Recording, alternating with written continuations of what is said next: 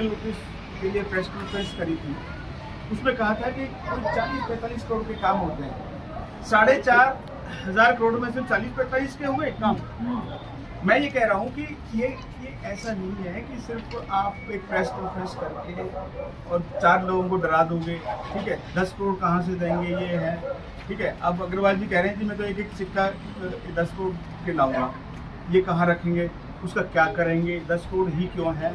तो ये बचकानी हरकतें हैं डराने के लिए प्रेस को और अपोजिशन को। बाकी हमारी आवाज़ नहीं दब सकती, ये मैं आपको कहना चाहता हूँ। एक और मुद्दा है जो बहुत गंभीर मुद्दा है, वो प्रेस साथी का नाम ही बताते हैं जिसको लीगल नोटिस भेजा गया। बार बार आप प्रेस लीगल नोटिस ऐसा है, देखो मुझे जो पता लगा, प्रेस साथी का नाम ही बता दे, सारे प्रेस वाले ही बैठे हैं। उन्होंने बताया है, चलो वो खबरी जी हैं, उनको आया है। पूरा नाम क्या है?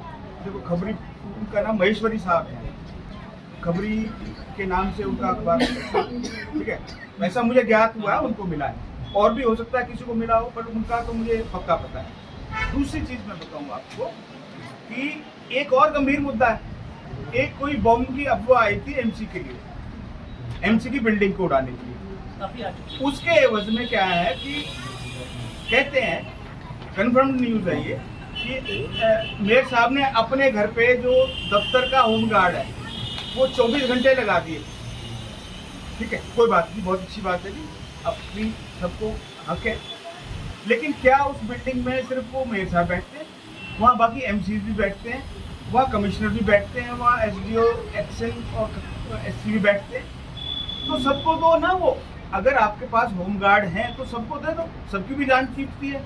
उन्होंने अपने भी तो लगा दिए, फिर क्या है, होम गार्ड के पास कोई हथियार नहीं है, ठीक है। फिर होम गार्ड को एक और दो आगे से, उसकी तो जान कीमती है, उसका काम सेल्फ प्रोटेक्शन करनी है, उनका काम है बेसिकली बिल्डिंग के लिए चौकीदारी करना। अगर चाहिए कोई किसी को प्रोटेक्शन तो वो एसपी साहब को लिखते हैं, वो सोचते हैं कितनी गंभीरता है तो देते हैं। हर आदमी लिखे, वो जो एमसी का पैसा है वो ना इसमें वेस्ट हो। मैं ये नहीं कह रहा, देखो ठीक है प्रोटेक्शन चाहिए तो सबको चाहिए, हर एमसी को चाहिए, हर शहरी को चाहिए, हर शहरी खतरे में बीजेपी के राज में, तो सबको प्रोटेक्शन दे दो आप, ठीक है। आप मेरी बात बताइए ना, आपको ये आप समझो बात को कि आपको अपने जो अधिकार आपके नहीं है, ऐसे मैं थोड़ा ना कि मैं कोई दफ्तर चलाता हूँ, मुझे जान का खतरा है, मैं सारे दफ्तर के क्लर्कों को सबको अपने घर पे बताया तो भाई मुझे बचाओ इस तरह से, ऐसा नहीं होता है। ये इमेच्योरिटी है, और मेरे ख्याल है इनको थोड़ा सा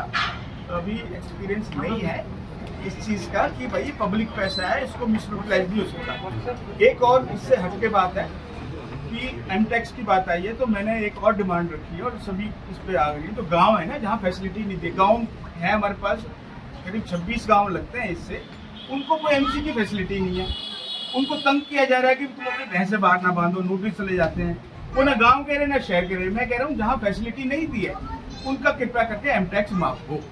बहुत जायज़ बात है, जो मैंने दौरा किया था सबने उठाया था जी, ये बात हमारी आप पहुँचाओ किस तरह से, ये मैं आपके माध्यम से पहुँचाना चाहता हूँ। ये बिल्कुल जायज़ बात है गाँव वालों की। अब मैं यहाँ मान क्या गया, ये आप जाओ इधर बहुत बुरा हाल है, कुछ नहीं है उनके पास। अब मान लीजिए इन्होंने यहाँ